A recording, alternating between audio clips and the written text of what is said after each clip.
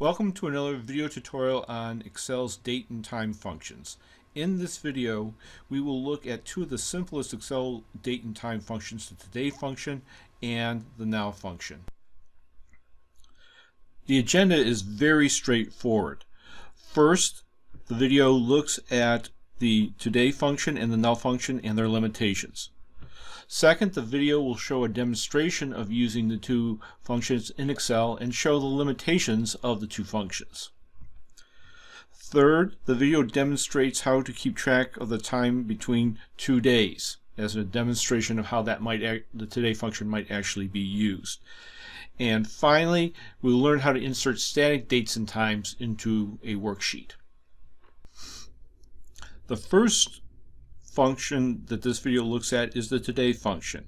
The today function retrieves the current date from the computer's operating system.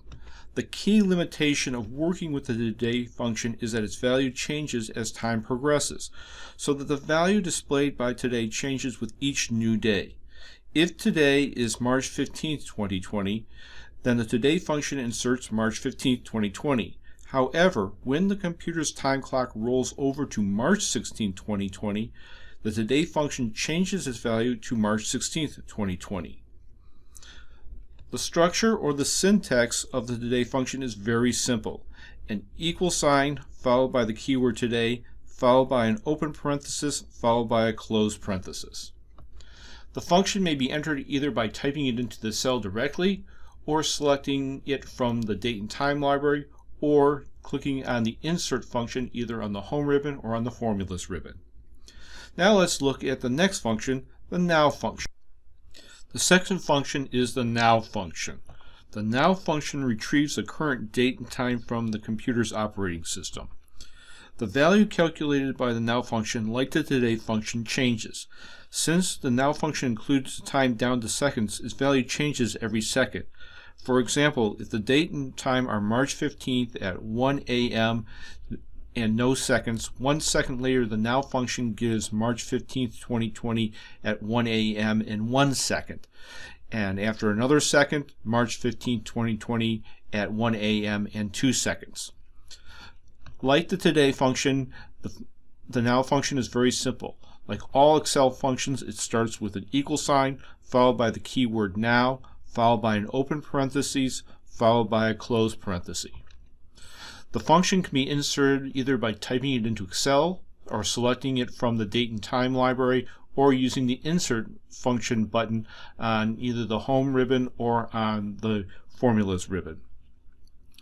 Let's take a look at a quick way to insert static dates and times. Inserting static values for the current date and time in Excel. To insert the current date, press the Control key and the semicolon key.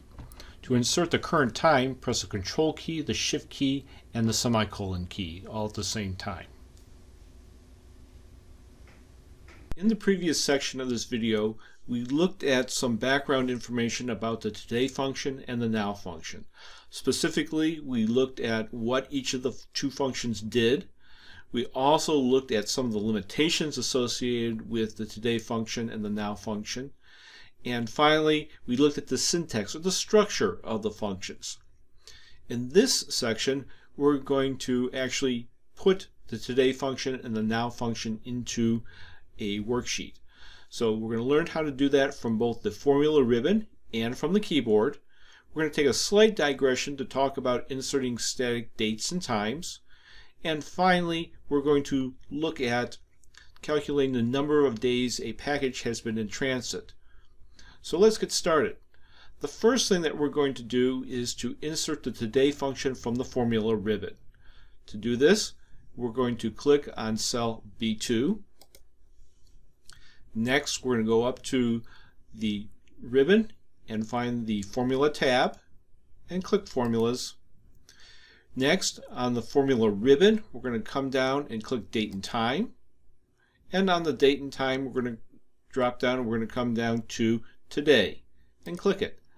This brings up the Function Arguments dialog box. Generally, the Function Arguments dialog box is used for inputting data or parameters or arguments that a function needs in order to do its calculation. The today function does not have any arguments or parameters or any inputs that we need in order for it to work. One key thing though is we might want to observe the formula result. The formula result says that it's equal to volatile, meaning that the value of the today function changes. It changes every day. So we need to keep that in mind when we use the today function. So we'll click OK, and the day function is inserted into the worksheet. Next, let's do the same thing, but we'll do it from the keyboard this time. In this case, we're going to put the function into cell B3, and we'll do that by clicking on cell B3. On the keyboard, we'll type an equal sign, the keyword today, an open parenthesis, and a close parenthesis, and we can click on the checkbox mark to enter it. And notice, once again, not surprisingly, it inserts today's date. Now let's take a look at the now function, and we'll do the same thing. First we'll do it for the ribbon, then we'll do it from the keyboard. So to do this, we're going to click in cell C2, and we're going to go up to the ribbon and click on Formula tab. And on the Formula ribbon, we'll click on Date and Time, and we'll come down to the Now function, and we'll click the Now function on the drop-down menu. Once again, we'll get the function arguments dialog box, and once again, there are no parameters to enter because the Now function doesn't have any parameters to enter. Once again, the key point here is to observe that the formula result is volatile, meaning that this is going to change as the time and date changes. So we'll click OK, and in it goes. Notice with the Now function, not only do we get the date, but we also get the current time in the military style format. Next, we'll do the Now function from the keyboard. To do this, we're going to click in cell C3. We'll type in the equal sign and the keyword Now, open parenthesis, and close parenthesis. Once again, I'm going to go up to the formula bar and click on the check mark to enter it. A couple things to notice is that both Now functions now say 1629 or 429 in a 24-hour clock. The key point here is that you should observe that when the second Now function was entered, the time automatically updated. Let's take this one step further and let's see what happens when the time and the date changes. To illustrate this point about the volatility of both the date and the time in the today function and the now function, I've gone to settings and brung up the date and time app, and I'm going to click on change, and I'm going to choose a different date. I'm going to choose December 31st, and I'm going to change the time to 5:30 p.m. and I'm going to click on the change, and I'm going to hide this temporarily. And if I were to go up to the Calculate Now button, which will go through and recalculate all the formulas on the worksheet, I should now notice that my date and my time has changed. So once again, this is proof that the today function and the now function are volatile. Their values are constantly changing. Let's go back and change our time back to the current date and time. I'm going to quickly bring up my date and time, and I'm going to be lazy about this. I'm going to choose Set Time Automatically and my time zone, and once again close that off. And if I click on Calculate Now, notice that my today function and my now function have gone back to the current date and time, which happens to be December 27th, 2017. Let's finally look at how we can go about inserting a static date and static time before we jump into a real world example of using the today function.